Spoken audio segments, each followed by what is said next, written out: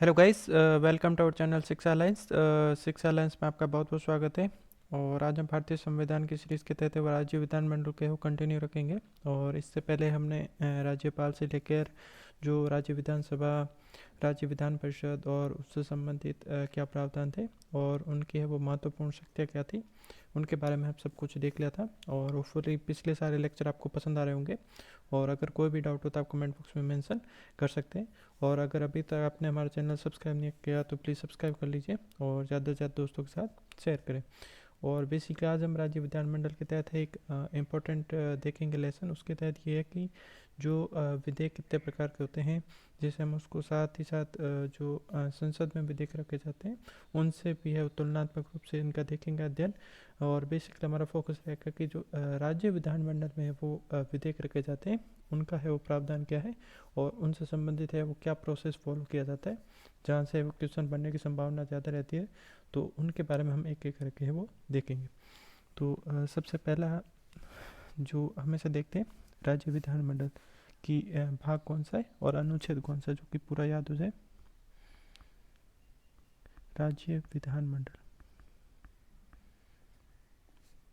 ठीक है। राज्य विधानमंडल संविधान के भाग 6 में इसका उल्लेख किया गया। और अनुच्छेद की बात की जाए तो अनुच्छेद हो जाएगा 168 से 212 के बीच में किया गया, ठीक है। राज्य विधानमंडल भाग 6 और अनुच्छेद 168 से 212, ठीक है। थोड़े से भाग देख लेते हैं, पूरा रिकैप करवा लेता हूँ। भाग 1 देखा था, ठीक है, संघ व राज्य क्षेत्र, ये भाग 1 में उल्लेख है, ठीक है। और भाग 2 में बात की जाए तो भाग 2 में हो जाएगा नागरिकता, ठीक है। भाग 2 नागरिकता। और भाग 3 की बात की जाए तो भाग 3 में आ जाएंगे मूल अधिकार, ठीक है। और भाग 4 की बात की जाए तो ये है डीपीएसपी यानी नीति निर्देशक तत्व। और भाग 4 का तो ये आ जाएंगे मूल कर्तव्य, जो सरदार स्वर्ण सिंह समिति की सिफारिश पर है वो भारतीय संविधान में जोड़े गए। भाग 5, तो भाग 5 में है वो संघ सरकार, ठीक है। और भाग 6 की बात की जाए तो भाग 6 में राज्य सरकार, ठीक है। तो यह है वो महत्वपूर्ण भाग। और अभी हम देख रहे हैं वो है भाग 6। एक बार इसको वापस देख लेते हैं। भाग 1 संघ व राज्य क्षेत्र, भाग 2 नागरिकता, भाग 3 मूल अधिकार, भाग 4 डीपीएसपी, ठीक है। और भाग 4 का मूल कर्तव्य, जिनको सरदार स्वर्ण सिंह की समिति की सिफारिश पर 42वें संविधान संशोधन 1976 के तहत है वो जोड़ा गया। हालांकि इस समिति ने वो सिफारिश तो 8 की थी, लेकिन यहाँ पे जो मूल कर्तव्य थे उनको 10 को जोड़ा गया। और उसके बाद में 86 अमेंडमेंट 2002 के तहत है वो शिक्षा के संबंधित कर्तव्य को है इसमें 11वें कर्तव्य के रूप में है वो शामिल कर दिया गया। उसके बाद देखा था हमने भाग 5 संघ सरकार, जितने भी संघ सरकार से संबंधित जो भी थी वो हमने वो भाग 5 में पढ़ा था। और भाग 6 राज्य सरकार, जिसका हम अभी अध्ययन कर रहे हैं। और बेसिकली हमारा अभी है वो समाप्ति होने वाला है। तो आज देखेंगे जो विधेयक से संबंधित प्रक्रिया है। तो इसमें देखते हैं विधेयक संबंधी, ठीक है। तो विधेयक संबंधी में देखेंगे कि बेसिकली यहाँ पे है संघ सरकार लिख देते हैं और यहाँ पे राज्य, ठीक है। संघ में है वो विधेयक कितने होते हैं, तो पहला आ जाएगा साधारण विधेयक, ठीक है, ये इसमें रहेगा। दूसरा धन विधेयक, ठीक है। और तीसरा आएगा संशोधन विधेयक, संशोधन। ये तो है संघ सरकार की बात की जाए, ठीक है। और राज्य सरकार की बात की जाए तो साधारण है, साधारण विधेयक आएगा, ठीक है। धन विधेयक आएगा, ठीक है। और लेकिन संशोधन विधेयक नहीं आएगा, संशोधन विधेयक नहीं आएगा, ये चीज़ ध्यान में रखनी। और धन, और इसमें एक और वित्त भी आता है, वित्त विधेयक भी आता है। तो ये चीज़ है वो ध्यान में रखनी। कंपैरिजन है तुलनात्मक रूप से साथ में करना जरूरी है कि संशोधन संबंधित अधिकार केवल संसद के पास है, यानी संशोधन करने का अधिकार केवल संसद के पास है, राज्य व विधानमंडल के पास है। संविधान में संशोधन करने की शक्ति नहीं दी गई है। ये है वो चीज़ ध्यान रखनी है। कभी कभार क्वेश्चन आ जाता है कि राज्य विधानमंडल है वो संविधान में संशोधन करने के लिए है वो विधेयक प्रस्तुत कर सकती है, तो नहीं होगा। और जो संशोधन संबंधी शक्तियाँ है वो संसद को दी गई है। और इसमें अगर कहीं पूछ ले कि संशोधन से संबंधित है कौन से आर्टिकल में उल्लेख किया गया, तो आर्टिकल इसका हो जाएगा 368। ठीक है, इसका ध्यान में रखना है। अब बात करते हैं राज्य में। तो हमने दो देखा था, पहला है साधारण विधेयक, ठीक है, और साधारण के बाद दूसरा है धन विधेयक। ठीक है, ये दो विधेयक है वो राज्य विधानमंडल के पास में रहते हैं। तो सबसे पहले हम बात करेंगे जो साधारण विधेयक है। ठीक है, साधारण विधेयक। अब देखते हैं साधारण विधेयक में ये होता है कि सबसे पहले बात की जाए तो ये आर्टिकल्स की बात की जाए तो इसका आर्टिकल हो जाएगा 196। ये चीज़ ध्यान में रखनी।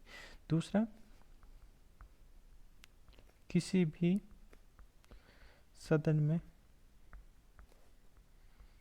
प्रस्तुत कर सकते हैं, किसी भी सदन में प्रस्तुत कर सकते हैं इसको, यानी किसी भी सदन में वो पहले लाया जा सकता है, भले विधानसभा में लाए या विधान परिषद में लाए, इसमें कोई इश्यू नहीं है। और साधारण प्रक्रिया में संसद में जो विधेयक लाया जाता है वो लोकसभा में भी लाया सकता है, स्टार्ट किया जा सकता है, राज्यसभा से भी है वो इसकी शुरुआत की जा सकती है। तो यही की ये प्रक्रिया है राज्य विधानमंडल में भी है कि आप विधानसभा में भी इसको प्रस्तुत कर सकते हैं पहले, या विधान परिषद में भी इसको पहले प्रस्तुत कर सकते हैं।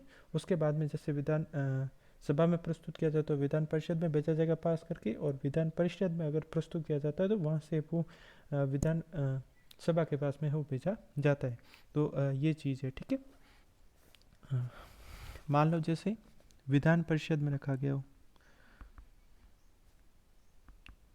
विधान परिषद में इसमें है ये प्रस्तुत किया गया, ठीक है, उसके बाद में ये जाएगा विधानसभा के पास में।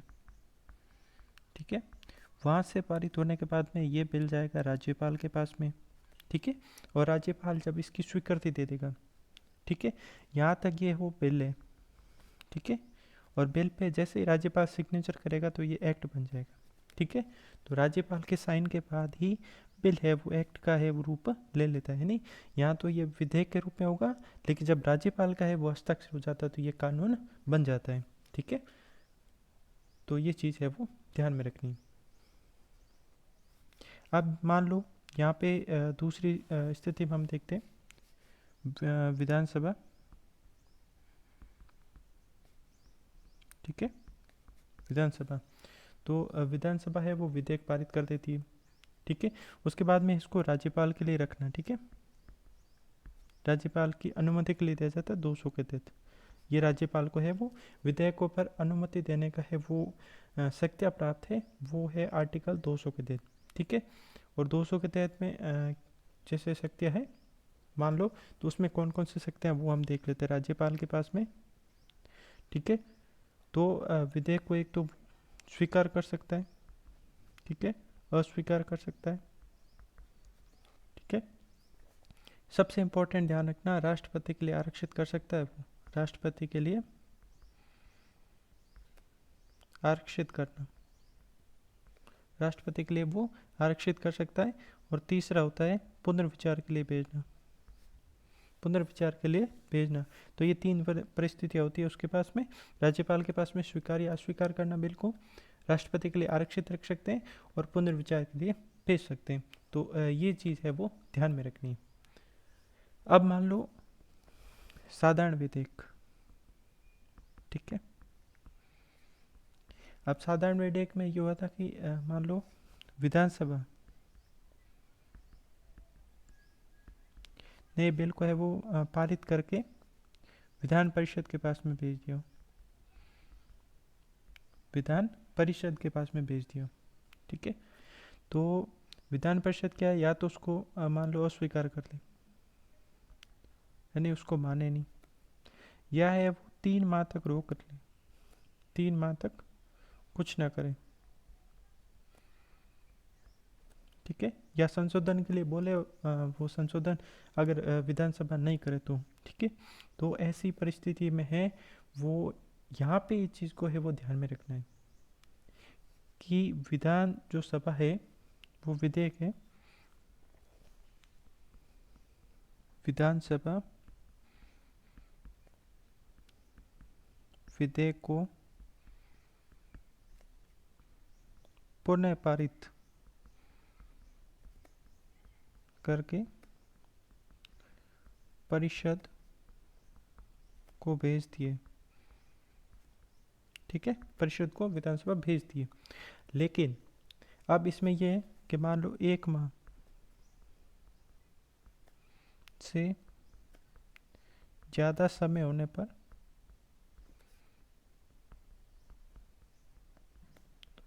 दोनों सदनों से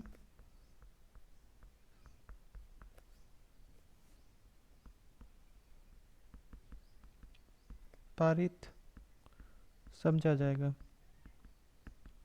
ठीक है, दोनों सदनों से पारित समझा जाएगा। इस चीज़ का ध्यान रखना है। जैसे मान लो हम देखते थे साधारण विधेयक जब संसद में लाया जाता था तो उसमें है वो जब 6 मंथ हो जाते थे, उसके बाद में अगर उस पर भी कुछ भी रिजल्ट नहीं आए तो उसमें ये होता था कि संविधान जो में लिखा हुआ है आर्टिकल 108 यानी 108 के तहत है वो संयुक्त में जो बैठक बुलाने का प्रावधान किया गया था उसके तहत है उस बिल पर सहमति दिलवाई जाती थी। लेकिन यहाँ पे संयुक्त बैठक का प्रावधान राज्य विधानमंडल में नहीं है। इस चीज़ का है वो ध्यान में रखना है। तो इसको है वो इम्पोर्टेंट कर लिख देना। राज्य विधानमंडल में, राज्य विधानमंडल में संयुक्त बैठक का प्रावधान नहीं है। ठीक है, संयुक्त बैठक का प्रावधान नहीं है। ठीक है, बिल में गतिरोध होने पर अधिकतम 4 माह तक विलंब हो सकता है। ठीक है, तो ये क्या होता है कि पहली बार में है वो 3 मंथ पहली बार में देखा जाता है और 1 मंथ जब दोबारा पारित करके भेजा जाता है तो टोटल आप है विधान परिषद है वो 4 माह तक है वो बिल को रोक सकती है, उसके बाद में रोक नहीं सकती है। उसके बाद में वो अपने आप पारित समझा जाता है। लेकिन संघ में है वो जब संसद में देखा जाए तो संघ सरकार यानी संसद में देखा जाए तो वहाँ पे है वो गतिरोध की स्थिति होने पर जब बिल पास नहीं हो पाता है तो उसके वजह से है वो संयुक्त बैठक बुलाई जाती है आर्टिकल 108 के तहत राष्ट्रपति द्वारा। लेकिन यहाँ पे है वो राज्य विधानमंडल में है वो संयुक्त बैठक से संबंधित कोई प्रावधान नहीं है। अधिकतम है आप इसको बोल सकते हो कि पहली बार में वो 3 महीने के लिए रोक सकती है और दूसरी बार में 1 महीने के लिए रोक सकती है। तो कुल मिला के वो अधिकतम 4 माह के लिए रोक सकती है, उसके बाद है वो रोक नहीं सकती है। तो ये है वो इम्पोर्टेंट फैक्ट है, इसका ध्यान में रखना है। ठीक है, उसके बाद में है राज्यपाल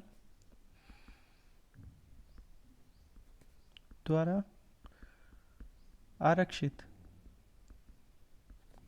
विधेयक, राज्यपाल द्वारा आरक्षित विधेयक। राज्यपाल किन विधेयक को है राष्ट्रपति के लिए आरक्षित रख सकता है, तो वो चीज़ ध्यान रखना है। जो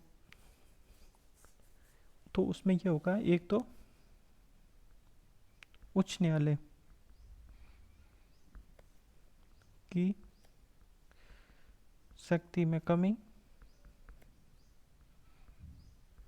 व राष्ट्रीय महत्व का विषय, इन दोनों में है वो इसके लिए वो आरक्षित रखा जाता है। और ये रखा जाता है 201 के तहत, 201 के तहत आरक्षित यानी आर्टिकल 201 के तहत है वो आरक्षित रखा जाता है। तो इस चीज़ का है वो ध्यान में रखना है कि विधेयक है वो किस आर्टिकल के तहत है राज्यपाल द्वारा राष्ट्रपति के लिए आरक्षित रखा जाता है, तो 201 होगा। यहाँ कन्फ्यूजन नहीं होना है कि 200 में क्या है और 201 में क्या है। तो 200 में राज्यपाल की अनुमति हेतु रखा जाता है, अनुमति हेतु रखना, ये तो आ जाएगा 200। और 201, ठीक है। तो राज्यपाल द्वारा राष्ट्रपति हेतु आरक्षित करना,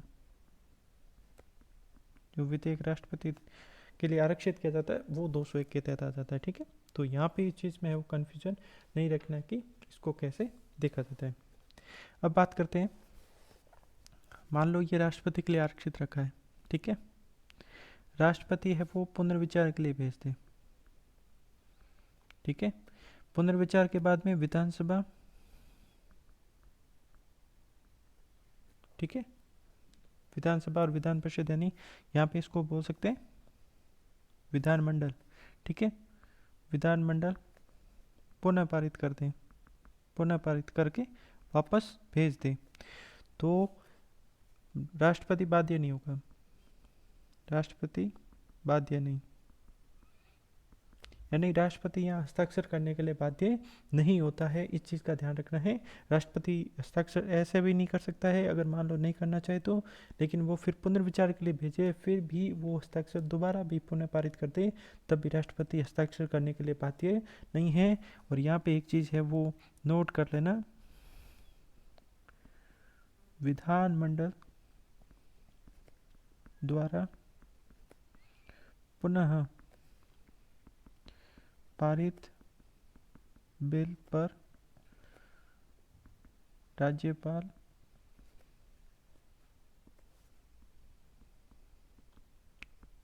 हस्ताक्षर करने को बाध्य है। तो इस चीज़ का ध्यान रखना, यहाँ पे कन्फ्यूजन नहीं होना है कि जो राष्ट्रपति होता है वो जो राज्यपाल द्वारा उसके लिए बिल आरक्षित रखा जाता है, उसमें राष्ट्रपति के लिए है वो कोई बाध्यकारी नहीं होता है कि उन पर सिग्नेचर करना जरूरी है। लेकिन जनरली अगर कोई विधानसभा और विधान परिषद दोनों मिलके वो किसी बिल को है वो प्रस्तुत पारित करके है वो राज्यपाल के लिए पास भेजते हैं, तो राज्यपाल के पास में एक बार तो स्वीकार अस्वीकार कुछ भी कर सकता है, मना कर सकता है, पुनर्विचार के लिए भेज सकता है।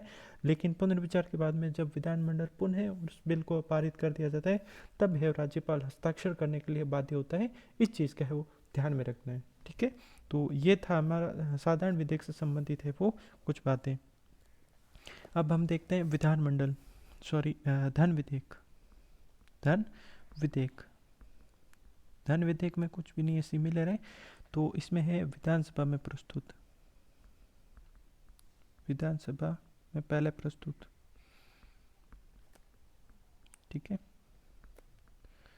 विधान परिषद अधिकतम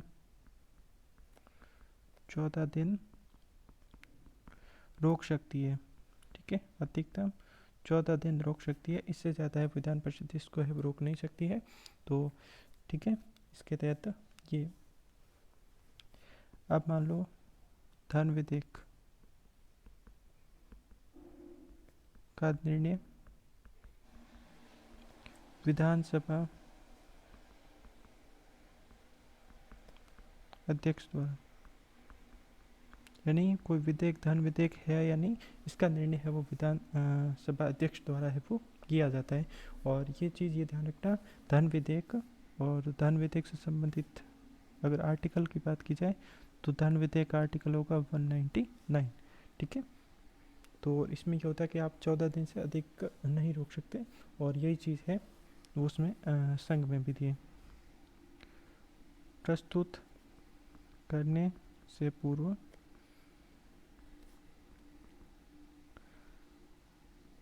राज्यपाल से अनुमति, प्रस्तुत करने से पूर्व राज्यपाल की अनुमति लेनी जरूर होती है, ठीक है। और लास्ट में हम देखते हैं जो सबसे इम्पोर्टेंट, पुनर्विचार के लिए नहीं भेज सकते,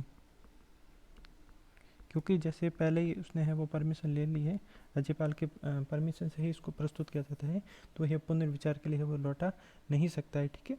तो इसमें है वो राज्यपाल द्वारा सीधा ही अनुमति दे दी जाती है, इसमें कुछ भी ऐसा नहीं होता है कि अनुमति देने से मना कर दी जाती, क्योंकि वो पहले राज्यपाल की अनुमति लेके ही विधेयक को है वो प्रस्तुत किया जाता है। तो ये है उद्यान विधेयक और साधारण विधेयक से संबंधित कुछ प्रावधान थे, और होपफुली सब समझ में आ गया होगा। और कोई भी डाउट होता है कमेंट बॉक्स में मेंशन कर सकते हैं, ठीक है। और अगर अभी तक हमारे चैनल को सब्सक्राइब नहीं किया तो प्लीज़ सब्सक्राइब कर लीजिए। आप हमें इंस्टाग्राम पे फॉलो कर सकते हैं, फेसबुक पेज पे फॉलो कर सकते हैं और टेलीग्राम पे फॉलो कर सकते हैं। Thank you for watching.